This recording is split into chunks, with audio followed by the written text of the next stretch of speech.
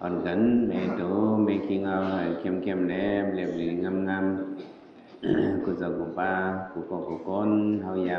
ำนั่งเสื่องหือยำไม่วางเสื่องหือในก็สืบนั่งตะลากว่าลับตาวันลับตาอย่าก็เจ็บตัดนั่นเสือหัวถูกขันเท้าในเอาหรือดันปันตามที่พระเป็นเสาเยาก็เป็นสุนหรือยาเลยทำพุทธกิญญาเข้าสู่สุสภาพประมาณนี้ไว้เจอปองเสวะมันเป็นนำอยู่สองเป็นสองป้าในกุ้ยในเป็นเรามันอ่ะอิงปึงนำยุคในแหละมาด้วยห่างผางมันนี้เป็นสังว่าเป็นกลสังว่าเป็นผีเป็นมูมาวัวควายนี่เป็นอิงปึงนำยุคในห้องว่ากิญญาบอกมาจอมพอใครเงาเนี่ยก็มันเยาวดีเฉพาะประมาทน้องว่านามารูปานำยุคเสลยุคนั่นนี่เป็นเงามันนำยุคสองเบิ่งสองป้าในอยู่หลอกอยู่ไรเป็นมากก็ต้นเสือผ้าผ่านผีบงแถวพระหลงผ่านมากก็เสือมีลองมีตั้งนี่แหละที่ในดันปองดันเป็นมาซึ่งในก็เสือมันได้มีลองตั้งพรปังอันห้องว่าจงโจสัตว์ก่อนวันหลังเอาเลยเช้าทางฮิตมาผมอยากพิสิงครับผมอยากพิสิมากุศลเลสังอากุศลเลสังการสนิมสมถะเลสังเนี่ยอะไรมาเป็นโกนมาเป็นสัตว์มาเป็นผีสังนั่นแหละก็เบอร์สิงคาระในสหามของมานั่นแหละยุคหนำเนี่ยมันต้องสืบลำตามกันให้เป็นว่าเนื้อสัมสลาในเนี่ยที่ไรฟองซะจังไหนยุคหนำมันเป็นมาจะในตั้งวัดตั้งสิ่งเนี่ยก็สัพเพสิงคาระในสามันกึมมันเตงเนี่ยยะถาปิญญายะปัสสติลองว่ามันกึมนั่นที่แล้วญาณปิญญาสิแล้วฮู้ซ้อนอันท่านในเป็นตริโสเกอิสัมมะโกวิสุทธิยาอันเอาญาณในฮู้อันลองว่ามันกึมเป็นรู้อยู่ในเป็นตั้งเส้นเหลียวแต่เดฮอดถึงมรรคผลนิพพานนั่นแหละเป็นตั้งเส้นเหลียวไปว่าแต่ในฮอดนิพพานนั่นในย้อนสู่อำไลแต่เลยมีวิปัสสนาญาณเนี่ยหันเฉพาะอยู่นำคันธะเป็นรู้ในเป็นตั้งเส้นเหลียวก้อยว่าแต่ในหันในก็มีตั้งตือกำตั้งยักษ์ด้วยลองมันหู้จักตัวใจเป็นรู้ในเนี่ยก็ดังภาษาเนี่ยมี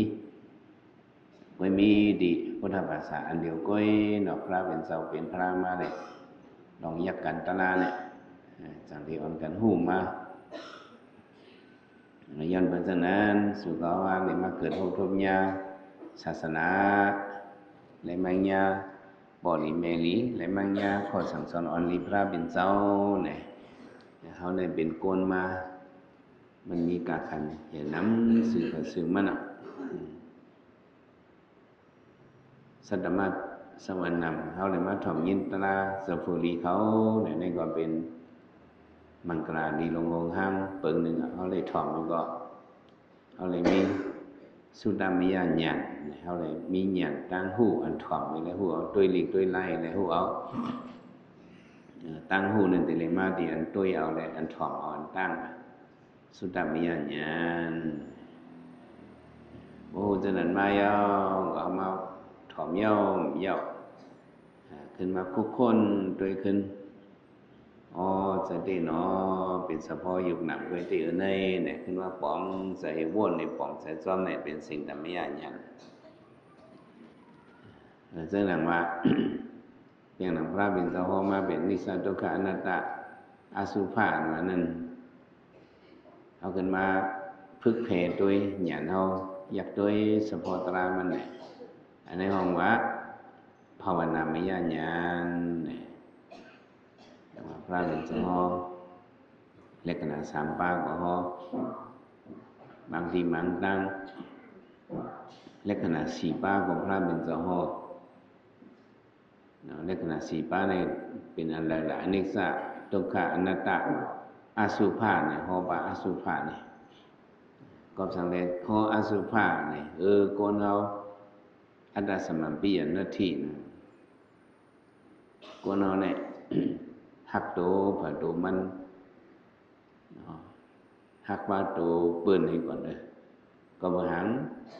ถามว่าตั้งหันตาเขาเนี่ยมันเป็นตาขวางมันหันผิดไว้อันเป็นอนิจจานั่นตาเขาตั้งหันถึงว่าสมาเป็นมันคือมือเป็นนิจจาอันเป็นทุกขานั่นตาขวางเขานั้นสมาหันยินเอาว่าเป็นสุขะแก้อันเป็นอนัตตานั่นตาเขาตาขวางเขาตั้งหันสมาเป็นของเขาอัตตาเขาสอนเช่นไหนอันเป็นอสุภะนั้นหังดิมหังสะหังดีเป็นอันหังสะอันบวยอันหังตาขวางเขานั้นสมาหันไว้หังดีหังเล่าเข้มแก้ในหันผิดไว้อสุภะมันเป็นอันหังอันบวยตัวขันธาเขาบ่ด้วยนองเลยก็ที่คำว่ามันหังดีหังเล่าพระเป็นสวัสดิ์เป็นอสุภะด้วยอดีตตาเขาก็ออกมาขีตาหัวก็ออกมาขีหูคุณหนังออกมาขีหมกโซ่เขาคอออกมาขีตือขีขาดกีเขียวก็ออกมาขีเขียวมินซื่อจำตัวจำเขียวออกมาขีไข่จำกับเนี่ยดินกับเนี่ยมือเขาลิ้นมาจำก่อนเป็นขีกับเนี่ยดินขีกับเนี่ยมือตัวไหนเนี่ยเป็นตัวเน่าพระเป็นเจ้าแต่ตื้นหอเฉพาะอันหมันมันน่ะผมอัดนำบันมันเอง2 วัน 3 วันผมเห็นสมอุดหุดคนว่าบ่ผมใส่สมมุติเมียนขึ้นเงาเสือเอาโคบ่ผมไล่นี่ก็ผมเห็นมีไข่หมดเนี่ยเป็นอสุภะอันเฮาสำคัญว่าเป็นสุภะเอาโคเหมือนนึงเลี้ยงมาขอบันดอกมันเอามูลเอาสังว่าทุกวันมันน้ำหอมมันสังว่ามันอวยมันเขาก็เอาเป็นสุภาพไปเลยพระเป็นเจ้าพ่ออสุภะเนี่ยบอกว่ามันห่างดีมันหลีด้วยมันเข้มแลบมันเป็นอันดีอิสิอีหังก็มังซื้อวันนี้กรรมฐานอสุภะกรรมฐานเนี่ยเป็นแต่ด้วยคนตายตูเน่าเท่านั้นเฮียอะไรกันด้วยเท่านั้นกันด้วยให้จะหักตัวนันตนาราคะให้จางกว่าให้ใจกว่าตัวเขาก็เลยนั่นด้วยมันcứ nóมันเป็นทุกขะเดี๋ยวก็มันเป็นอนัตตาเดี๋ยวก็เป็นอสุภะเขาหลุดด้วยตัวห้องก็เพราะมีอสุภะสิญญาเขาสอนเจ้าหน่อยเขาแต่ว่าตัวเขาในเข้มเพิ่นได้เข้มตันเก่าเนี่ยเขาแต่ว่าตัวเขาในเป็นสุภะนี่ก็เป็นตั้งหันพิษไว้อันนึงว่ะยังเป็นไหนพระเป็นสวัสดิ์อันนั้นหันพิษเนี่ยเป็นกบหางกบเขาใส่ใจพิษเนาะเขาใส่ใจพิษอันนั้นใส่ใจพิษนะว่าเป็นเอาใจติ๊กที่ใส่นั่นตั้งอยู่ยังพิษในใส่ว่าถามว่ามันกึมถามว่าซื้อเกี่ยวเป็นเมืองก้นในซื้อเกี่ยวนาถามว่าเจ้าไหนทีๆก็มันเป็นตุกหลงสุกหลงร้อนเอาทางว่ามันเป็นของเฮาเนี่ยก็มันเจอไหนบ่ไหลหูพระเป็นจะให้ก๊อกเป็นติ๊กที่ปวดเป็นมันตาปวดเป็นมันตาเขียวกันเป็นวันนั้นเนาะมากกินเยอะก็มันกินในเยอะในแห้งหนักเข้าไม่ในมากกินเยอะก็มีแห้งหนังมากที่กินเยอะเนี่ยก็เลยเอามันตาเขียวมาซุปมันมากคือมันตาเขียวบางตัวในโลกาเนี่ยเพิ่งแห้งก็เป็นเพิ่งเขียวกว่าเยื่อแห้งก็เป็นเยื่อเขียวกว่ากินเอาหึงบนหลอกมันหันอันหมันเป็นหันเต้ๆมันหูมันหันอันเท่าก็เหมือนนั่นนะมันตาเขียวที่เขาตื้อมาอย่างก็เฉพาะนิสสะเป็นอยู่ที่ตัวเขาเป็นลูกคือเหินตรงตอดนิสันคมงานก้นมวยถอยลงกับหิบติดสลมสันแล้วก็พุทธมาตัวตรามันเฉพาะตราเป็นมาเสน่ห์ เขาสมพุทเป็นมันตาเขียวมาเป็นเกาอันคืนนี่เป็นเกานี่ได้เป็นเกาสันนี่เป็นเกาตรงตัดนี้สันคบงานก้นบุญนั้นมาเป็นที่เกาเนี่ยเขาสมัยเป็นเจอเป็นบักมงเนื้อวางเนี่ยในห้องพุทเลยมันตาเขียวเนี่ยจะได้ทอมตะลาพุทแบบที่มันตาเขียวนั้นเขาจะได้หันเฉพาะอันหมันมัน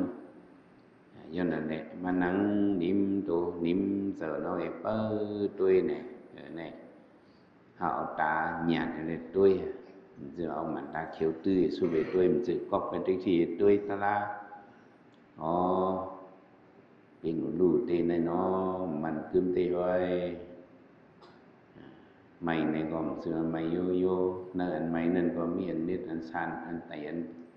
ไตลมเลี้ยมนิดจิตนิดทอดคมจิตคมสดไตรับไตเล็บมันยกมันเย็บสันพื้นสันพานมีเนี่ยเฉพาะรูเหลียวแหลกลายแต่ในตัวเรื่องที่กะด้วยที่ทุกข้าไว้นะเฉพาะทุกข้าเล็กขนาดนี่ก็เหยียบขันใจทุกข้าเล็กขนาดตรงนี้ก็เป็นอันดีจุดดีจันได้เฮ้ยพวกอะไรตัวขันฐานเนี่ยทุกข้าไม่ในเนี่ยเราถูกเพนอตั้งสัมสาก็เฮ้ยไหนพามตามันหล่อนยามตื่นเขามานั่งนิ่มตัวนิ่มใจในเปิดด้วยเงาตื้นสภาวะมันจะเป็นหือมาเขาถามว่าตัวเขาคือถามว่าตัวเขาแก่น่ะมานั่งด้วยเนี่ยมันหนีมันสาตีมันอ่ะสาตีเงินน้องเนี่ยเขาเนี่ยเป็นตัวข้าเนี่ยนี่มันเขาหลุดด้วยได้มันถือเป็นกว่าอะไรต่างเนี่ยเปิดด้วยมันด้วยตัวข้าเวนาก็อะไรหันปลาลองรู้เหลียวเรียกหลายมันเฉพาะเปลี่ยนมาจะได้เปลี่ยนหางมัน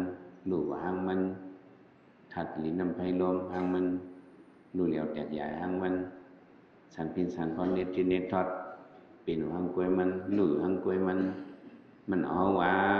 มันเอามันว่าติดๆไว้มันถ่วงความเฮาก็เอาได้เลยจอมหลังมันน่ะเอามันจอมหลังเฮาหรือจอมหลังมันก็ลอยเพ้อลงก็จอมลอยมันหนีมันจึงก็จะเฮาก็อย่าไปหิบอย่าไปเนี่ยอย่าไปมั่งนี่ตัวก็เป็นมาแถมผู้จอมเป็นมาก็อะไรผู้ลูกก็อะไรหันจอมกุกรรมในเฮาได้มีญาณหันสมมติว่าตัวเฮาเป็นอยู่เต้นๆเนี่ยว่าเอาญาณเฮ็ดก่อมันเฮาได้ฮู้มันกะก่อนตอนนอนได้ทำเอาญาณเฮ็ดก่อแล้วเอาตัณหาเฮ็ดก่อเอามันตาเขียวเฮ็ดก่อแล้วเฮาตุ้ยก็ว่าตัวเขาในแคมว่าแก่มันคือมือเขาใจหันก็เป็นนั่นถึงที่ทำมาให้การตรามาบทแบบมันตาเขียวติดทีก็มาสอนโดยลีเนี่ย